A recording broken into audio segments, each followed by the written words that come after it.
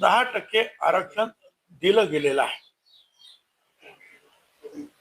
आता तरी सुद्धा हा सगळा मराठा समाजाला ओबीसी घ्या, ओबीसी मध्ये घ्या, अशा प्रकारचे आंदोलन होत आहे, प्रेशर निर्माण केलं जात आहे.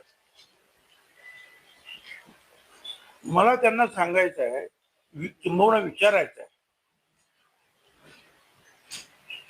तुम्हाला मराठा आरक्षण नको का?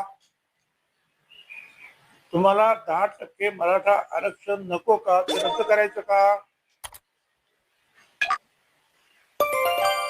ते रद्द झालं तर ईडब्ल्यूएस मध्ये तुम्ही 80-90% असता, तेही तुम्हाला नकोच का?